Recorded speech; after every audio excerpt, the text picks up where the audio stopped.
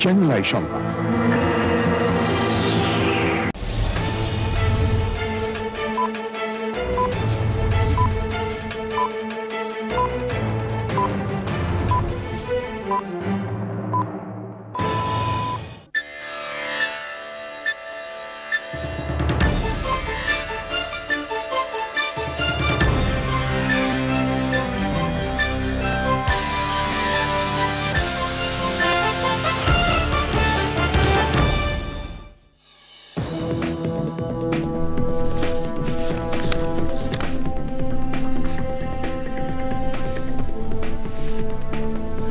আসসালামু আলাইকুম।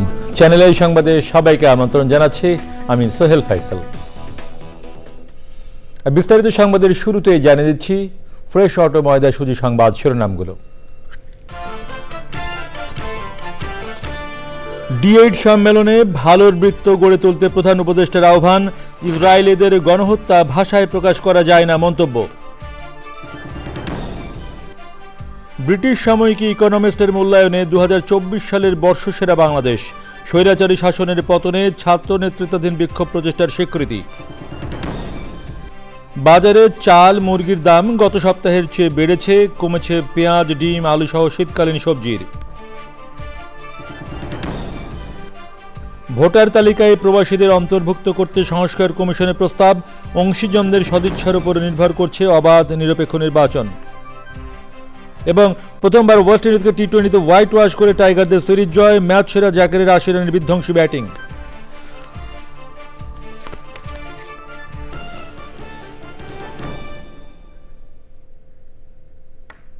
প্রিয় দর্শক, সংবাদ শিরোনামগুলো জানাচ্ছিলাম। এখনকার এই সংবাদ আয়োজন একই সঙ্গে চ্যানেলের ইউটিউব চ্যানেলে এবং চ্যানেলের ওটিটি প্ল্যাটফর্ম আই স্ক্রিনে লাইভ স্ট্রিম হচ্ছে। যাচ্ছি বিস্তারিত সংবাদে। D8 সম্মেলনে ভালোর বৃত্ত গড়ে তোলার আহ্বান জানিয়েছেন বাংলাদেশের অন্তর্বর্তীকালীন সরকারের প্রধান উপদেষ্টা প্রফেসর মোহাম্মদ ইউনূস। তিনি বলেন, D8 দেশগুলোর লক্ষ্য হওয়া উচিত একটি নিরাপদ ব্যবসা এবং শিল্প কাঠামো গড়ে তোলা, যাতে প্রতিযোগিতাপূর্ণ বিশ্ববাজারে টিকে থাকা যায়। চকর মালিথার রিপোর্ট। ঐতিহ্যপূর্ণ এবং ঐতিহাসিক উত্তর আফ্রিকার দেশ মিশর। মিশরের সংস্কৃতি ও রাজনীতির কেন্দ্রবিন্দু দেশটির রাজধানী কায়রো। প্রাচীন এই শহরেই অনুষ্ঠিত হচ্ছে D8-এর 11তম সম্মেলন। তারুণ্য এবং ক্ষুদ্র ও মাঝারি শিল্প এবারের সম্মেলনের মূল প্রতিপাদ্য। সম্মেলনে বাংলাদেশের অন্তর্বর্তীকালীন সরকারের প্রধান উপদেষ্টা প্রফেসর মোহাম্মদ ইউনূস তার বক্তব্য উপস্থাপন করেন। তিনি বলেন, বাংলাদেশের প্রত্যন্ত গ্রামের মানুষ প্রযুক্তির সাথে উদ্ভাবনকেও গুরুত্ব দিচ্ছে। In Bangladesh, where agriculture is still the critical mainstay for the society and the economy, we see how children of the majority of small farmers are little interested to pursue back-breaking, risky and often uncertain farming on field the ways their parents took upon as a matter of tradition. Bangladesh নিয়ে বলতে গিয়ে D8-ভুক্ত দেশগুলোর উন্নয়নে পরামর্শ দেন শান্তিতে Nobel বিজয়ী এই বিশ্ববরেণ্য ব্যক্তিত্ব। Often the younger folks show uncanny imagination in tackling intractable climatic stress on the field. সম্মেলনের নতুন ধারা নিয়ে কথা বলেন প্রধান উপদেষ্টা। In the D8 countries, collectively we possess enough of wealth, even in private philanthropy, to stand by these scores of SMEs. With our modest support, we can shape a virtuous circle of good and for our people to take advantage of it. We need to let money flow to them through de-risking finance, for instance. AI নির্ভর প্রযুক্তি হাতের নাগালে আসায় পারস্পরিক জ্ঞান জাতীয় agenda বাস্তবায়নে সহায়তা করবে বলেও জানান অধ্যাপক ইউনূস। চকর মালিথা, চ্যানেল আই। মানবতার বিপর্যয় নিয়ে D8 সম্মেলনের বিশেষ সেশনে প্রধান উপদেষ্টা অধ্যাপক মোহাম্মদ ইউনূস বলেছেন, গত 14 মাস ধরে ফিলিস্তিনের সাধারণ নাগরিকদের উপর ইসরায়েল কি পরিমাণ গণহত্যা চালিয়েছে তা ভাষায় প্রকাশ করা যায় না। কায়রোর এই সম্মেলন থেকে গণহত্যার বিরুদ্ধে সোচ্চার হওয়ার আহ্বান জানান বাংলাদেশের অন্তর্বর্তী সরকারের প্রধান উপদেষ্টা।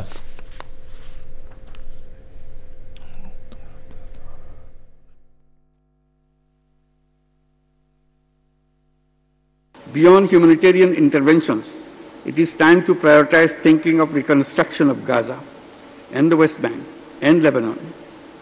United Nations has cautioned that removing the 40 million tons of rubble left in the wake of Israel's bombardment could take at least 15 years.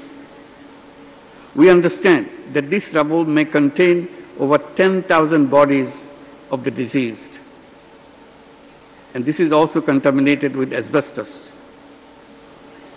Let D8 therefore kickstart a process with an approximate estimation of the cost of reconstruction in Palestine and Lebanon. We can thereon press on formulation of international strategies for resource mobilization. প্রধান উপদেষ্টা অধ্যাপক doctor Mohammad Yunus কায়রোর আল আজহার বিশ্ববিদ্যালয়ে ভাষণ দিয়েছেন। প্রধান উপদেষ্টার press wing এক বার্তায় একথা জানিয়েছে। আল আজহার বিশ্ববিদ্যালয়ের প্রেসিডেন্ট প্রফেসর ডক্টর সালমা দাউদ বিশ্ববিদ্যালয় ক্যাম্পাসে অধ্যাপক ইউনুসকে স্বাগত জানান। অনুষ্ঠানে আরও উপস্থিত ছিলেন আল আজহার বিশ্ববিদ্যালয়ের পোস্ট গ্র্যাজুয়েট স্টাডিজ অ্যান্ড রিসার্চের vice president professor doctor Mahmud Siddique.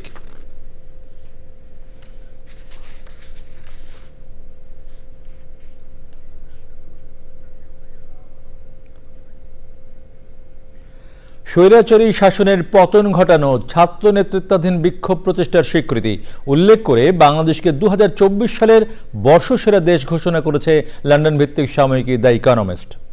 সাময়িকীর ওয়েবসাইটে বলা হয়েছে, ছাত্র নেতৃত্বাধীন বিক্ষোভ শেখ হাসিনাকে ক্ষমতা ছাড়তে বাধ্য করেছিল, যিনি 15 বছর ধরে দেশ শাসন করছিলেন। তার শাসনামলে দমনপীড়ন, নির্বাচনে কারচুপি, বিরোধীদের জেলে দেওয়া এবং নিরাপত্তা বাহিনীকে হত্যার নির্দেশ দেওয়া, তার সময় বিপুল অর্থ চুরি হয়েছে। নোবেল শান্তি পুরস্কার বিজয়ী প্রফেসর মোহাম্মদ ইউনুসের নেতৃত্বাধীন সরকার ছাত্র, সেনাবাহিনী, ব্যবসায়ী এবং সুশীল সমাজ সমর্থিত। সাময়িকী বলছে, এই সরকার শৃঙ্খলা পুনরুদ্ধার এবং অর্থনীতি স্থিতিশীল করেছে।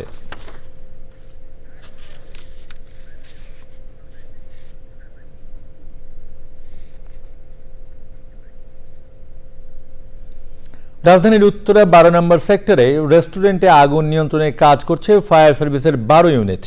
সেখানে আছেন সৈয়দ অদিত, যাচ্ছি তার কাছে। অদিত, আগুনের এই মুহূর্তের অবস্থা সম্পর্কে একটু জানান। ধন্যবাদ। এই মুহূর্তে আমি আছি রাজধানী উত্তরা 12 নম্বর সেক্টর এলাকায়। এখানে আজ সকাল 10:30টার দিকে 6তলা একটি ভবনের নিচতলায় লাভদিন রেস্টুরেন্টে আগুন লাগে। এই মুহূর্তে আগুন নিয়ন্ত্রণে কাজ করছে ফায়ার সার্ভিসের মোট 12টি ইউনিট। আগুনের ধোঁয়ায় আচ্ছন্ন হয়ে গেছে পুরো ভবন, আর এটি পুরোটাই বাণিজ্যিক ভবন। নিচতলায় রেস্টুরেন্ট সহ ভবনের অন্যান্য ফ্লোরে বিউটি পার্লার এবং জিমনেশিয়াম রয়েছে। এদিকে আগুনের ঘটনায় ভবনের উপরে থাকা বেশ কয়েকজন আটকা পড়েছে, তাদেরকে উদ্ধারে কাজ করছে ফায়ার সার্ভিস। ইতিমধ্যে ফায়ার সার্ভিস জানিয়েছে তারা 7 জনকে উদ্ধার করেছেন। তবে সম্প্রতি মাত্র 2টার দিকে ফায়ার সার্ভিস এক হোয়াটসঅ্যাপ বার্তায় তারা জানিয়েছেন এই মুহূর্তে আগুন নিয়ন্ত্রণে এসেছে।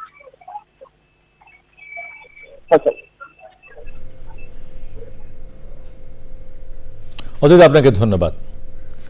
কেরানীগঞ্জের জিঞ্জিরায় রূপালী ব্যাংকের শাখায় ডাকাতি করে আইফোন কিনতে চেয়েছিল 3 বন্ধু। প্রমাণ আড়াল করতে আগেই ভেঙে ফেলে সিসি ক্যামেরা ও হার্ড ডিস্ক। পুলিশের প্রাথমিক জিজ্ঞাসাবাদে তারা এসব জানিয়েছে। আরও জিজ্ঞাসাবাদের জন্য তাদের 7 দিনের রিমান্ড চাওয়া হতে পারে বলে জানিয়েছে পুলিশ। এনামুল কবির, রূপমের রিপোর্ট। বৃহস্পতিবার কেরানীগঞ্জে রূপালী ব্যাংকের জিঞ্জিরা শাখায় লুটপাটের সময় জনতার সহায়তায় যে 3 জনকে পুলিশ আটক করে, তাদের সবাই বয়সে কিশোর। তারা কোনো কিশোর গ্যাংয়ের সদস্য কিনা জানতে চেষ্টা করছে পুলিশ।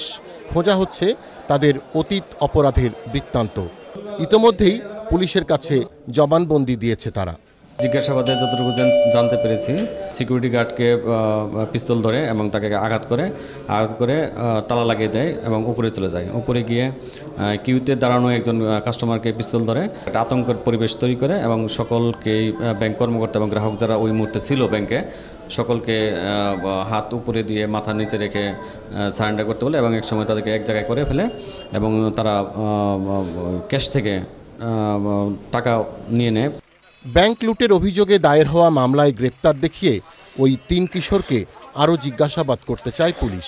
সিসি ক্যামেরা ফুটেজে যে কথা বলা হচ্ছে, আমরা ওই ব্যাংক ভবনের চারপাশে আমরা তন্ন করে খুঁজেছি এবং ব্যাংক ভবনেও খুঁজেছি এবং কর্মকর্তার সঙ্গে কথা বলেছি। তারাও আমাদেরকে ওই ডিবিআরটা, সিসি ক্যামেরার যে ফুটেজ যেখানে সংগ্রহ থেকে ডিবিআর, সেটা তারা আমাদেরকে দিতে পারে না বা আমরাও সেটা পাই নাই এখন পর্যন্ত।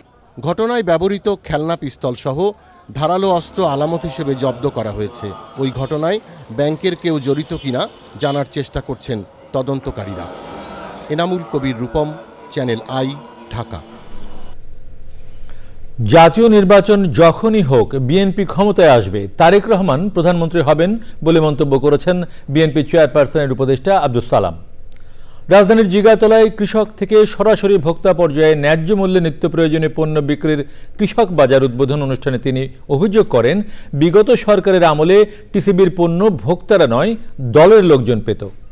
বিএনপি জনগণের ক্ষমতায় বিশ্বাস করে বলে মন্তব্য করেন তিনি। একটা উপদেষ্টা আছে ফুস করে কয়ে ফেলায় যে বিএনপি নাকি ক্ষমতার জন্য নির্বাচনের জন্য বাড়াবাড়ি করতেছে। আরে বাবা, রাজনীতিবিদরা তো নির্বাচনের কথাই বলবে। যদি বিএনপি ক্ষমতা বিশ্বাস চাইতো, এই 5ই আগস্টের পরেও আন্দোলনকারী রাজনৈতিক দলকে নিয়ে জাতীয় সরকার গঠন করে ক্ষমতায় যেতে পারত। আমরা চাই জনগণের ক্ষমতা জনগণের হাতে ফিরিয়ে দিতে। ভরা মৌসুমেও বাজারে চালের দাম কমছে না, বরং গত সপ্তাহের চেয়ে বেড়েছে কেজিতে 3 থেকে 4 টাকা। সোনালী ও ব্রয়লার মুরগির দাম কেজিতে বেড়েছে 10 থেকে 20 টাকা। তবে বাজারে উল্লেখযোগ্যভাবে কমেছে পেঁয়াজের দাম, কমেছে ডিম আলুর দামও। শীতকালীন সব সবজির দাম কমতির দিকে। বিস্তারিত পরাগ আজমের রিপোর্টে। শীতকালীন সবজির সমারোহ এখন রাজধানীর বাজারগুলোতে। ফুলকপি, বাঁধাকপি, লাউ, শিম, টমেটো সহ বিভিন্ন শাকসবজির সরবরাহ বাড়তে থাকায় কমছে দাম। বড় বড় ফুলকপি 50 টাকা, ছোটগুলা 40, লাউ 60, 70, পেঁপের কেজি 50, সিমের কেজি 50, 60, বেগুনের কেজি 60, 70, টমেটো 140 টাকা কেজি। টমেটোর দাম কমতেছে না। সব কিছুর দামে মানে আরো গত 2 সপ্তাহ আগের থেকে এখন মোটামুটি ভালো আছে। লাউ তো 100 কিনতাম, আজকে 70 নিল। সবকিছুই দাম একটু মোটামুটি কম দেখলাম। বাজারে এখন দেশি পেঁয়াজের কেজি মানভেদে 90 থেকে 100 টাকা, ভারতীয় পেঁয়াজ 80 থেকে 85 টাকা। আদা, রসুন, ডাল, আলুর দামও কমেছে। আলু আগে ছিল 70 টাকা, এখন 60 টাকা বিক্রি করতেছে পুরান আলুটা। আবার নতুন আলু যেটা, এটা 70 টাকায় বিক্রি করতেছে। আর দেশি পেঁয়াজ যেটা, এটা ছিল 110, 100, এখন 90 টাকা, 10 টাকা কমছে কেজিতে। আর এলসি পেঁয়াজ যেটা, ওইটা বিক্রি করতেছে 80 টাকা, 85 টাকা। রসুন 110 টাকা ইন্ডিয়ান, দেশিটা 240 টাকা। আদা হচ্ছে দেশিটা হচ্ছে 130 টাকা, আর হচ্ছে চায়নাটা যেটা আছে 170 টাকা। বাজারে ডিমের দাম স্থিতিশীল, ডজন 140 টাকা। চালের মৌসুমেও দাম না কমায় বিস্ময় খুচরা বিক্রেতাদের, হতাশ ক্রেতারা। 4-5 দিনের ভিতরে মিনিকেট বাইরে গেছে প্রায় কেজিতে 3 টাকার উপরে। তাহলে হঠাৎ করে মিনিকেট চালটা বাড়াতে অন্যান্য চালগুলির উপরও 1 টাকা 8 আনা করে প্রভাব পড়ে গেছে। বড় বড় রাইস মিলেরা এরা সিন্ডিকেট করে চাল বিক্রি করে। চাল কোনো শর্ট নাই, চালের পর্যাপ্ত পরিমাণ চাল আছে, দাম বেশি। এনে নতুন মৌসুম উঠছে, চালের দাম তো বাড়ার কোনো কথা না, তারপরে চালের দাম বাড়তি। চাউলের দামটা আরও কমা উচিত বলে আমরা মনে করি, এবং সরকারের তদারকি দরকার। বিভিন্ন জায়গায় তদারকি করছেন, তদারকি যেখানে করছেন এইখানে জিনিসের দাম কমছে, তদারকি আরও বাড়ানো দরকার। বাজারে ব্রয়লার মুরগির কেজি 210 থেকে 220 টাকা, আর সোনালী মুরগি 340 টাকা কেজি। এই সপ্তাহে 20 টাকা বেশি, যে মাল পাওয়া যাইতেছে না, আর তো যাইলে মাল নাই। 20 টাকা বাইরে গেছে গা। এর কারণ হইলো আপনার ওই মানুষের ফার্ম সেটাও কিছু আমদানি কম। তারপরে ওই যে ঢাকা শহরে কাপ্তান বাজার ছিল, ওই কাপ্তান বাজার একটা বিশাল বড় আড়ত ছিল, ওইখানে আর বসতে দিতেছে না কয় 2-3 দিন ধরে। দাম বৃদ্ধির কারণগুলো চিহ্নিত করে ব্যবস্থা নেওয়ার দাবি ভোক্তাদের। পরাগ আজিম, channel I, Dhaka.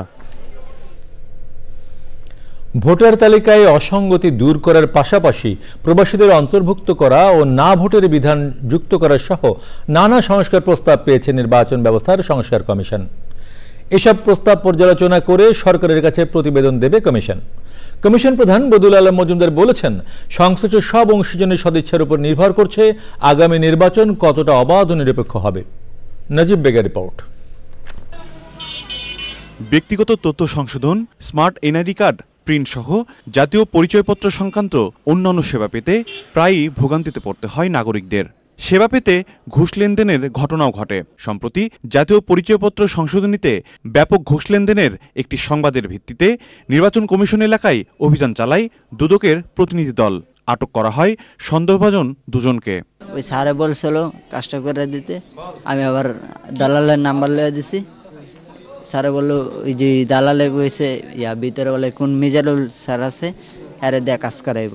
Dudok team কথা বলে জাতীয় পরিচয় নিবন্ধন অনুবিভাগের মহাপরিচালকের সাথে। পরে দুদক কর্মকর্তা জানান, জাতীয় পরিচয়পত্র সংশোধনী নিয়ে অনিয়মের তদন্ত করবেন তারা। এনআইডি কারেকশনের বিষয়ে ঘুষ লেনদেনের একটা নেটওয়ার্ক তৈরি হয়েছে। তো নেটওয়ার্কটা আসলে ওই যে বাইরে দোকানে আপনার যারা দোকানদার আছে, বাইরে কম্পিউটার দোকান থেকে শুরু করে মাঝখানে দালাল, এখানে আনসার পুলিশ সদস্য থেকে ওই কমিশনের মধ্যে কর্মকর্তারা জড়িত আছে। আমরা ইনিশিয়ালি যারা প্রাইমারি হ্যান্ডে যারা কাজ করে তাদেরকে আমরা আইডেন্টিফাই করছি। অভিযোগের বিষয়ে কথা বলেন জাতীয় পরিচয় নিবন্ধন অনুবিভাগের মহাপরিচালক। যে তথ্যগুলো আমাদেরকে দিয়েছে এটা তো সাংঘাতিক তথ্য। আমাদের প্রকল্পের কেউ এবং আমাদের ভিতরেও কেউ এটার সাথে জড়িত থাকার সুযোগ রয়েছে, আমরা ওইটা এখন খুঁজে বের করছি। পরিচয়পত্র সংশোধনীতে দীর্ঘসূত্রিতা দুর্নীতির সুযোগ তৈরি করছে বলেও মনে করেন তিনি। নাজিব বেগ, চ্যানেল আই, ঢাকা। ইমপ্রেস টেলিফিল্মের ব্যানারে মোস্তফা সরোয়ার ফারুকী পরিচালিত 840 সিনেমাটি বন্দর নগরী চট্টগ্রামের বিভিন্ন প্রেক্ষাগৃহে মহাসমারোহে প্রদর্শিত হচ্ছে। দেশের বর্তমান সমসাময়িক রাজনৈতিক পরিস্থিতি, দুর্নীতি ও ক্ষমতার অপব্যবহারের বিষয় এ ছবিতে তুলে ধরা হয়েছে। ছবির প্রযোজক নুসরাত ইমরোজ তিশা এবং প্রধান চরিত্রের অভিনেতা নাসিরউদ্দিন খান চট্টগ্রামের বিভিন্ন হলে দর্শকদের সাথে বসে ছবি দেখছেন। চট্টগ্রাম থেকে চৌধুরী ফরিদের পাঠানো তথ্য ভিডিও চিত্রে রিয়াজ ইসলামের রিপোর্ট। নুসরাত ইমরোজ তিশা ও ইমপ্রেস টেলিফিল্মের প্রযোজনায় দেশের জনপ্রিয় নির্মাতা মুস্তফা সরোয়ার ফারুকী নির্মিত জনপ্রিয় ধারাবাহিক 420 নাটকের সিকুয়েল বা ডাবল আপ বহুল আলোচিত 840 সিনেমা। বিদ্রুপধর্মী বেশ কিছু ঘটনা প্রবাহ তুলে ধরা হয়েছে সিনেমাটিতে। চট্টগ্রামের দর্শকরা বলেন, বর্তমান প্রজন্মের জন্য এটি একটি বাস্তবধর্মী সিনেমা। বিগত কয়েক বছরে বাংলাদেশে যে রাজনৈতিক অস্থিতিশীলতা ছিল ওই চিত্রটাই মোটামুটি মোস্তফা সরোয়ার ফারুকী ফুটিয়ে তুলেছেন তার ছবির মাধ্যমে। দেখে মোটামুটি বেশ ভালোই লেগেছে। অনেক ভালো লাগলো, এখন দেশের পরিস্থিতি অনুযায়ী খুবই ভালো লাগছে। অসাধারণ একটা মুভি, এটা দেখার মতো। মুভিটা দেখে অনেক ভালো লাগছে। মুভির যে ধারণাটা ছিল সেটা বাস্তবসম্মত, এটা দেখে ভালো লাগছে। সিনেমা প্রযোজক নুসরাত ইমরোজ তিশা এবং প্রধান চরিত্রের অভিনেতা নাসিরউদ্দিন খান বলেন, সব শ্রেণীর দর্শকরা চলচ্চিত্রটি উপভোগ করবেন। 420 এক পার্সপেক্টিভে তৈরি করা হয়েছে, এক পলিটিক্যাল সময়ে তৈরি করা হয়েছে। 840 আরেক পলিটিক্যাল সময়ে তৈরি করা হয়েছে, দুইটা একেবারেই আলাদা। জনগণের জনগণকে আপনাদের মাধ্যমে বলবো, আপনারা হলে এসে সিনেমাটা দেখুন, 840 আপনাদের ভালো লাগবে। আহ্বান করব আপনারা যারা দেখেননি তারা এটা ফ্যামিলি নিয়ে কিংবা বন্ধু বান্ধব নিয়ে দেখতে পারেন, ফ্যামিলি নিয়েও দেখতে পারেন। আর এখানে যে বিষয়গুলো আছে, বিষয়টা এমন নয় যে শুধুমাত্র এই সময়কার, এটা আসলে সব সময়ের জন্য সমসাময়িক। এটা আপনারা দেখলে বুঝতে পারবেন। চট্টগ্রামের বালি আর্কেডের স্টার সিনেপ্লেক্স সহ কয়েকটি সিনেমা হলে বহুল আলোচিত সিনেমাটি প্রদর্শিত হচ্ছে। রিয়াজ ইসলাম, চ্যানেল আই। বিশ্বজুড়ে দরিদ্র মানুষের জীবনমান উন্নয়নে কাজ করা স্যার ফজলে হাসান আবেদের ৫ম মৃত্যুবার্ষিকী আজ। 2019 সালের 20 ডিসেম্বর মৃত্যুবরণ করেন তিনি। সারা বিশ্বের মানুষের কাছে অনুসরণীয় এই বরেণ্যজনকে শ্রদ্ধাভরে স্মরণ করছে চ্যানেল আই। মিথিলা নাজনীনের রিপোর্ট। স্যার ফজলে হাসান আবেদ, যার নাম জড়িয়ে আছে বিশ্বজুড়ে অভাব আর দারিদ্র্যপীড়িত মানুষের ভাগ্য উন্নয়নে নিবেদিতভাবে কাজ করার সাথে। বিদেশে উচ্চশিক্ষা গ্রহণের পর যখন আন্তর্জাতিকভাবে নিজেকে প্রতিষ্ঠিত করার চেষ্টায়, ঠিক তখনই প্রিয় মাতৃভূমি লণ্ডভণ্ড করে দেয় 1970-এর প্রলয়ঙ্করী ঘূর্ণিঝড়। অসংখ্য মৃত্যু আর গৃহহীন মানুষের অসহায়ত্ব ব্যথিত করে ফজলে হাসান আবেদের হৃদয়। ফিরে আসেন মাটির টানে, শুরু করেন পুনর্বাসন কাজ। সহায়তায় হাত বাড়ান মুক্তিযুদ্ধেও। স্বাধীনতার পর যুদ্ধ বিধ্বস্ত দেশ পুনর্গঠনে আত্মনিয়োগ করেন ফজলে হাসান আবেদ। ভারত থেকে ফিরে আসা শরণার্থীদের দক্ষতা উন্নয়ন, কর্মসংস্থান ও ক্ষমতায়নের লক্ষ্যে দেশের উত্তর পূর্বাঞ্চলের প্রত্যন্ত এলাকায় গড়ে তোলেন ব্র্যাক। বর্তমানে বিশ্বের 1 নম্বর এনজিও হিসেবে ব্র্যাকের কার্যক্রম এশিয়া ও আফ্রিকার 11টি দেশে পরিচালিত হচ্ছে। 1970 সালে হবিগঞ্জে জন্মগ্রহণ করেন স্যার ফজলে হাসান আবেদ। সামাজিক ক্ষেত্রে অনন্য সাধারণ অবদানের জন্য এই গুণীজন জাতীয় ও আন্তর্জাতিক পর্যায়ে অসংখ্য পুরস্কারে ভূষিত হয়েছেন। Mithila Nasnin, channel I, Dhaka. এবারে বাংলাদেশ ওয়েস্ট ইন্ডিজ টি-20 সিরিজ 2024 দেখছেন চ্যানেল আই সংবাদ। এবারে খানিকক্ষণের বিরতি। আর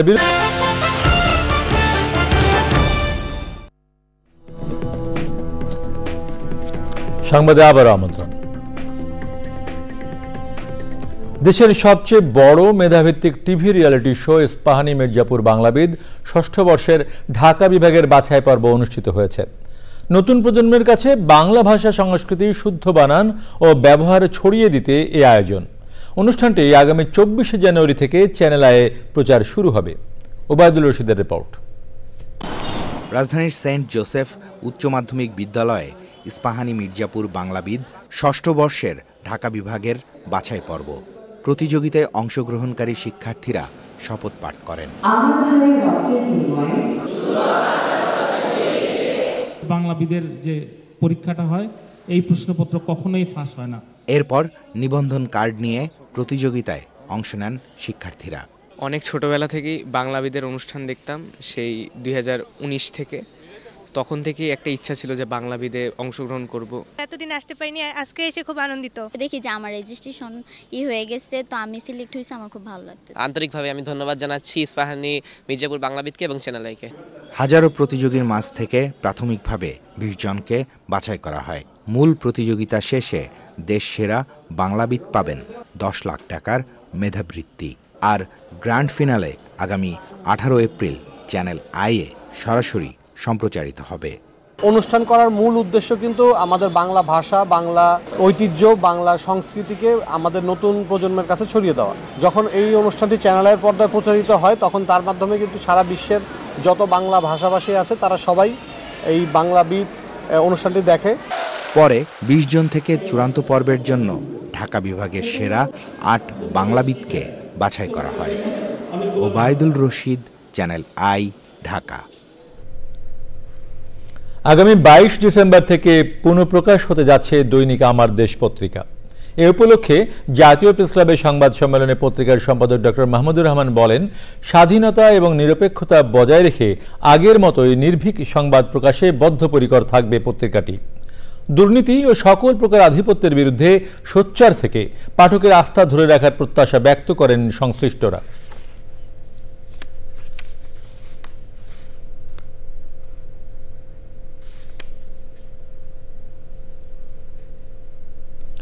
Satkhira medical assistant training school প্রতিষ্ঠার 12 বছরেও প্রয়োজনীয় জনবল নিয়োগ দেওয়া হয়নি। প্রতিষ্ঠানের নিজস্ব শিক্ষক নেই অধ্যক্ষ। Medical laboratory, library, computer lab তালাবদ্ধ থাকায় যথাযথ শিক্ষা নিতে পারছেন না শিক্ষার্থীরা। আবুল কালাম আজাদের পাঠানো তথ্য ভিডিওচিত্রে রাজীব আহমেদের রিপোর্ট। সারা দেশে 17টি সরকারি মেডিকেল অ্যাসিস্ট্যান্ট ট্রেনিং স্কুলের একটি সাতক্ষীরার নলতা গ্রামে অবস্থিত। 2013 সালে প্রতিষ্ঠিত হলেও নিজস্ব জনবল ছাড়াই 2018 সালে আনুষ্ঠানিক শিক্ষা কার্যক্রম শুরু হয়। 7 বছর অতিবাহিত হলেও প্রতিষ্ঠানটিতে তৈরি হয়নি নিজস্ব লোকবল। প্রতিষ্ঠানের একজন প্রধান প্রিন্সিপাল ইনিও নিয়মিত না, ইনিও থাকেন না, ভারপ্রাপ্ত সিভিল সার্জনের ঘাড়ে এটা দেওয়া আছে এবং আমাদের প্রতিষ্ঠানে কোনো স্টাফ নাই। ল্যাব রুম আছে কিন্তু আমরা সেটা কখনোই ব্যবহার করতে পারি না। শিক্ষার্থীদের পৃথক 2টি হোস্টেল আছে, টাকা দিয়েও পাওয়া যাচ্ছে না হোস্টেলের পরিবেশ, নেই নাগরিক সুযোগ সুবিধা। আমরা একটা রুমে 2 জনের জায়গায় 4 জন করে থাকি এবং আমরা যখন আসছি তখন আমরা রুমও পাই না। আমরা টিভি রুমে রুম শেয়ার করে থাকছি 10 জনে। আমরা ডাইনিং রুমে থাকি, রান্নাঘর বা বিভিন্ন জায়গাতে থাকতে হয়, যেগুলোতে থাকার কারণে আমাদের বিভিন্ন রকমের ছোঁয়াচে রোগও হয়। আমরা এগুলো নিয়ে খুব অসুবিধার মধ্যে থাকি। সাতক্ষীরা জেলা স্বাস্থ্য বিভাগের শীর্ষকর্তা, সিভিল সার্জন ও সাতক্ষীরা সদর হাসপাতালের তত্ত্বাবধায়ক পদ দুটি একজনকে চালাতে হয়, আবার তাকেই বানানো হয়েছে ভারপ্রাপ্ত অধ্যক্ষ। ক্লাস নেওয়ার জন্য দেবাটা উপজেলার 3 জন মেডিকেল অফিসারকে দায়িত্ব দেওয়া হয়েছে, তারা ক্লাস নিচ্ছে এবং অন্যান্য টেকনিক্যাল ক্লাস যাদের নেওয়ার কথা তাদেরকেও বলা হয়েছে, তারা ক্লাস নিচ্ছে। অফিসের কাজ আপাতত দেবাটার অফিস সহকারীদেরকে দিয়ে চালানো হচ্ছে, তবে পদ সৃজন অত্যন্ত জরুরি। মাধ্যমিকে বিজ্ঞান বিভাগে পাশ করে এই প্রতিষ্ঠানে বর্তমানে 155 জন শিক্ষার্থী রয়েছে। এবছর আরও 52 জন ভর্তি হবে। অবিলম্বে প্রতিষ্ঠানটির বিরাজমান সমস্যার সমাধান করে পড়াশোনার সুষ্ঠু পরিবেশ ফিরিয়ে এনে দক্ষ মেডিকেল অ্যাসিস্ট্যান্ট তৈরির উদ্যোগ নেওয়ার দাবি সংশ্লিষ্টদের। Rajib Ahmed, channel I. পুনর্গঠন হচ্ছে কানাডায় জাস্টিন ট্রুডো সরকারের মন্ত্রিসভা। কানাডার স্থানীয় সময় শুক্রবার সকালে নতুন মন্ত্রীদের শপথের প্রস্তুতি নেওয়া হয়েছে। এই দফায় 10 জনের বেশি নতুন মন্ত্রী শপথ নিচ্ছেন। সমালোচকরা বলছেন, অধিক সংখ্যক মন্ত্রী নিয়োগ দিয়ে ট্রুডো দলের নিজের কর্তৃত্ব নিরঙ্কুশ রাখার চেষ্টা করছেন। প্রধানমন্ত্রী জাস্টিন ট্রুডোর দল লিবারেল পার্টির মধ্যে চলছে টানাপোড়েন, যার ফলে ট্রুডোর থাকা না থাকা নিয়ে আলোচনা হচ্ছে। এ পর্যন্ত অন্তত 18 জন এমপি প্রকাশ্যে ট্রুডোকে দলের নেতৃত্ব থেকে সরে দাঁড়ানোর আহ্বান জানিয়েছেন।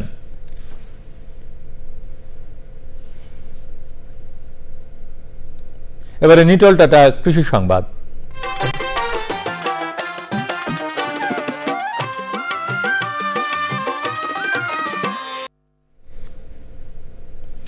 মেহেরপুরের মাটি ও আবহাওয়া কমলা চাষের উপযোগী হওয়ায় দিন দিন জনপ্রিয় হয়ে উঠছে চায়না 3 জাতের কমলা চাষ। বাণিজ্যিকভাবে কমলা উৎপাদন ও বিক্রি করে ভাগ্যের আমূল পরিবর্তন করেছেন কৃষি উদ্যোক্তা হাফিজুর রহমান। 7 বিঘা জমিতে কমলা বাগান করে 21 লাখ টাকা ঘরে তোলার আশা এই উদ্যোক্তার। তার এই সাফল্য এলাকার নতুন নতুন বেকার তরুণ উদ্যোক্তাদের অর্থনৈতিকভাবে স্বাবলম্বী হতে অনুপ্রেরণা যোগাচ্ছে। মেহেরপুর প্রতিনিধি গোলাম মোস্তফার রিপোর্ট। মেহেরপুর সদর উপজেলার পিরোজপুর গ্রামের কৃষি উদ্যোক্তা হাফিজুর রহমান নিরাপদ ফল উৎপাদন ও বাজারজাত করার লক্ষ্যে 2007 সালে গড়ে তোলেন কৃষি খামার। এই খামারে বিভিন্ন ফল আবাদের পাশাপাশি 2019 সালে পরীক্ষামূলক মাত্র 40টি চারা লাগিয়ে শুরু করেন চায়না 3 জাতের কমলা চাষ। এতে সাফল্য পাওয়ায় বাগান বাড়িয়ে করেছেন 7 বিঘা জমিতে। এবার বাগানে প্রচুর ফলন হয়েছে। গাছ প্রতি মিলছে 50 থেকে 60 কেজি পর্যন্ত কমলা। পার গাছে 3 কেজি করে মাল আশা করেছিলাম, কিন্তু সেখানে আবার একটি গাছে 42 কেজি পর্যন্ত মাল দিয়েছিল। তো আমি সেখানে বিশ্বাস করেছিলাম যে সম্ভাবনাময় আসলে হতে পারে। হাফিজুরের বাগান পরিদর্শন করে কমলা চাষে আগ্রহী হয়েছে অনেক কৃষি উদ্যোক্তা। আমি বর্তমান পড়াশোনা করছি, আমার পড়াশোনার পাশাপাশি কিছু করতে ইচ্ছা হচ্ছে, তার কারণে আমি কমলা বাগান দেবো।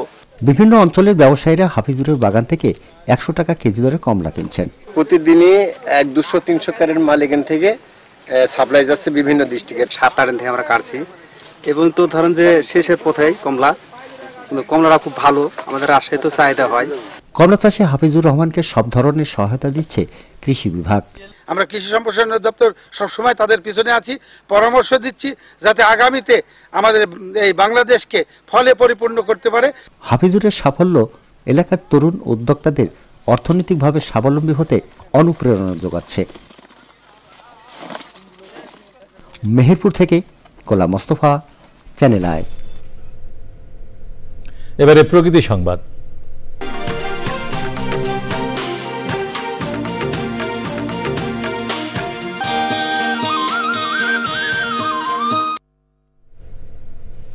পর্যটকদের পদচারণায় মুখর কক্সবাজার সমুদ্র সৈকত। শীতের ছুটিতে প্রকৃতির সান্নিধ্য পেতে লাখো ভ্রমণ পিপাসু ছুটে আসছেন সৈকতে।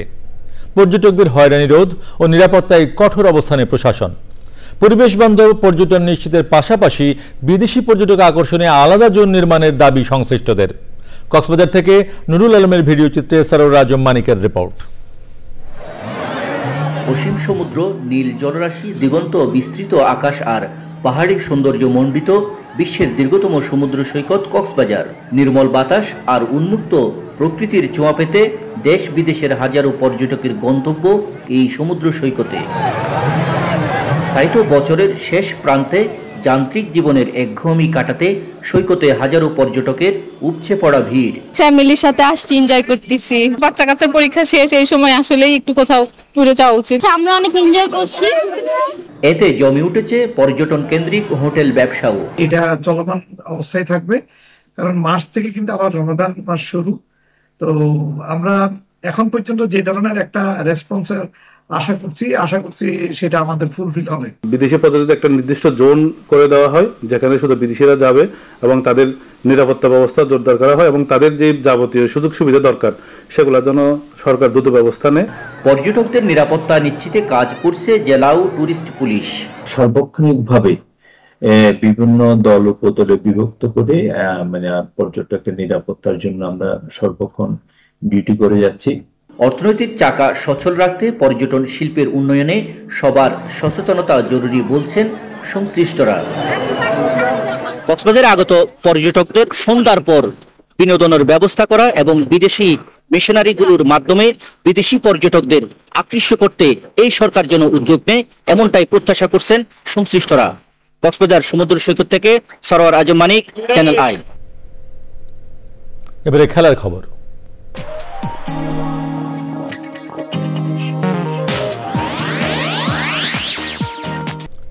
এই ছিল এখনকার সংবাদ। সবশেষে ফ্রেশ আটা ময়দা সুজি সংবাদ শিরোনামগুলো জানিয়ে দিচ্ছি আরো একবার। D8 সম্মেলনে ভালোর বৃত্ত গড়ে তুলতে প্রধান উপদেষ্টার আহ্বান, ইসরায়েলের গণহত্যা ভাষায় প্রকাশ করা যায় না মন্তব্য। ব্রিটিশ সাময়িক ইকোনমিস্টের মূল্যায়নে 2024 সালের বর্ষসেরা বাংলাদেশ, স্বৈরাচারী শাসনের পতনে ছাত্র নেতৃত্বাধীন বিক্ষোভ প্রচেষ্টার স্বীকৃতি। বাজারে চাল মুরগির দাম গত সপ্তাহের চেয়ে বেড়েছে, কমেছে পেঁয়াজ, ডিম, আলু সহ শীতকালীন সবজির। ভোটার তালিকায় প্রবাসীদের অন্তর্ভুক্ত করতে সংস্কার কমিশনের প্রস্তাব, অংশীজনদের সদিচ্ছার উপর নির্ভর করছে অবাধ নিরপেক্ষ নির্বাচন। এবং প্রথমবার ওয়েস্ট ইন্ডিজকে টি-20তে হোয়াইট ওয়াশ করে টাইগারদের সিরিজ জয়, ম্যাচ সেরা জাকেরের 80 রানের বিধ্বংসী ব্যাটিং।